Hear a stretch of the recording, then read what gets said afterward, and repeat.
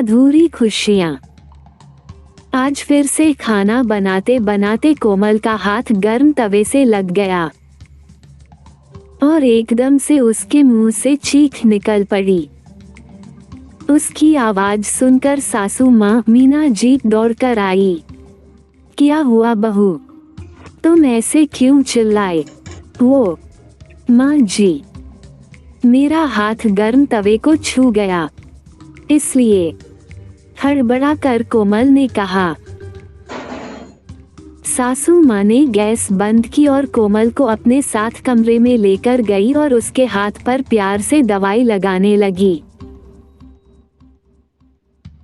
ये देखकर कोमल को अपनी माँ की याद आ गई, जो कि उसे बचपन में ही छोड़कर किसी बीमारी की वजह से उसे और उसके पिता को इस दुनिया में अकेले छोड़कर चली गई थी।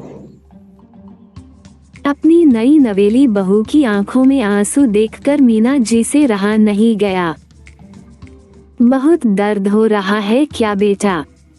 नहीं माँ जी, वो आपका प्यार देखकर बस माँ की याद आ गई। जब मुझे थोड़ी भी तकलीफ होती थी तो वो मेरे बिना बोले सब समझ जाती थी। उसकी गोदी में सिर रखकर मैं अपनी सारी तकलीफ भूल जाती थी। मैं सिर्फ 8वीं कक्षा में ही थी कि माँ मुझे छोड़कर चली गई। और ये बोलकर कोमल फफक फफक कर रोने लगी। रोते रोते कोमल अपने अतीत के गलियारों में खो गई। कोमल अपने माता पिता की इकलौती संतान थी और बहुत सी मन्नतों के बाद 10 वर्ष के पश्चात कोमल अपने पिता धीरज जी के आंगन में जन्मी थी। धीरज जी ने जैसे ही उसे गोद में लिया तो बेहद नाजुक छोटी सी मुस्कुराती हुई बच्ची को देखकर खुशी से झूम उठे और बहुत प्यार से उन्होंने अपनी बेटी का नाम कोमल रखा था। हर पल उसे अपने सीने से चिपकाए रहते। घर पर उसके माता पिता के अलावा उसके चाचा चाची, उनका 5 वर्षीय बेटा और दादी माँ थे।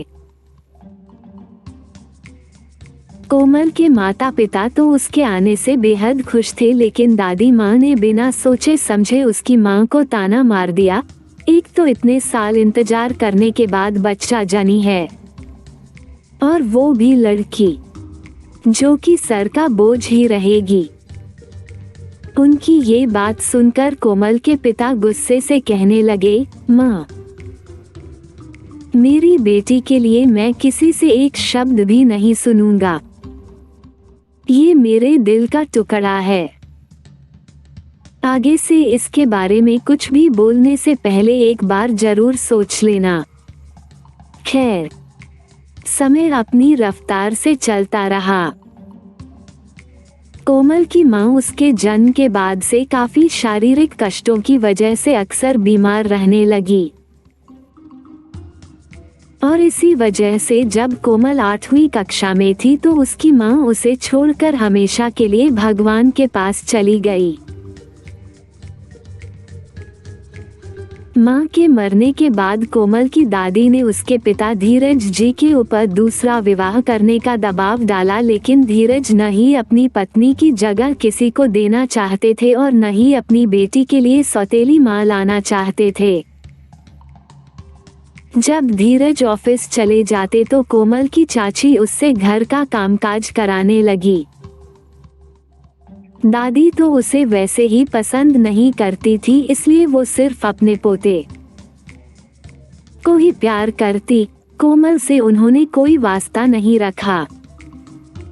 इससे उसकी चाची की हिम्मत और बढ़ गई। अब उसने धीरे धीरे घर का पूरा कार्यभार कोमल के नाजुक हाथों पर डाल दिया और जब शाम को उसके पिता दफ्तर से वापस आते तो कोमल को झूठा प्यार करने का दिखावा करती। धीरज जी इन बातों से बिल्कुल अनजान थे। घर पर उपेक्षा की शिकार होती कोमल धीरे धीरे दब्बू बन गई। किसी से भी बात करने में डर जाती, पढ़ाई में भी पिछड़ गई। इसी तरह उसने अपने स्कूल की पढ़ाई पूरी की।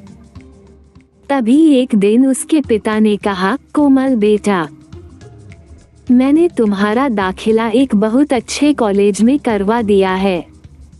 खूब मन लगाकर पढ़ना और मेरा और अपनी माँ का नाम जरूर रोशन करना।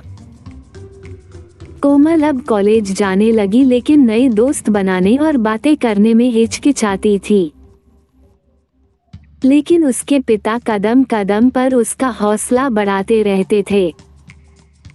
उन्होंने कोमल को कॉलेज के पीजी में रहने की व्यवस्था कर दी, जिससे कि वो अपने हिसाब से रहने लगी।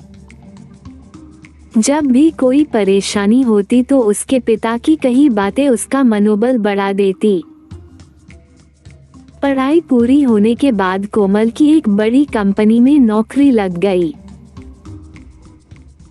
लेकिन फिर भी उसे अपनी खुशियां अधूरी ही लगती, क्योंकि उसके जीवन में मां के प्रेम कमी उसे हमेशा खटकती, जो चाहकर भी पूरा नहीं कर सकती थी।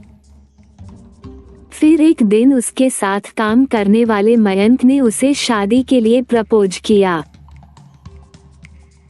कोमल भी मन ही मन मयंक को बहुत पसंद करती थी, लेकिन फिर भी वो बिना जवाब दिए वहां से चली आई।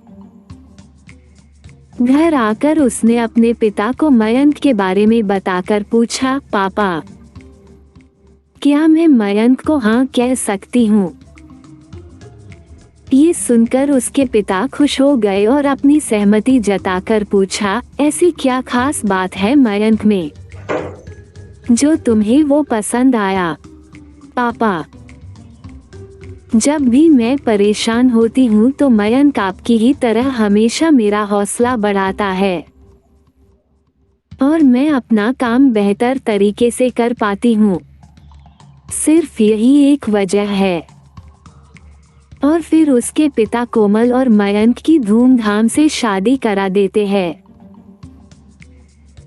आज कोमल की शादी को 3 महीने ही बीते थे कि उसने कई बार अपनी सासू माँ में अपनी माँ की छवि देखी। जब भी कोमल उदास होती थी, उसकी सासू माँ उसे झट से किसी भी तरीके से हंसा देती थी। सासू माँ उसमें एक मासूम सी बच्ची का रूप देखती थी, जो कि एक माँ के प्यार के तरसती थी। उन्होंने कोमल को अपनी बहू नहीं बल्कि बेटी के रूप में स्वीकार किया था। वो अपनी बहू के जीवन के अधूरेपन को अपनी ममता से पूरा करना चाहती थी। अपनी सासू माँ के रूप में माँ को पाकर और मयंक जैसा समझदार और प्यार करने वाला पति पाकर कोमल की अधूरी खुशियाँ आज पूरी हो गई थी। समाप्त।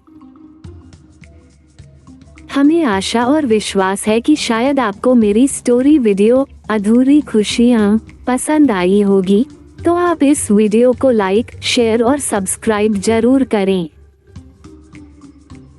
और हाँ सर जी, बेल आइकॉन दबाकर ऑल पर जरूर सेट करें, जिससे आपको मेरी वीडियो सबसे पहले मिले।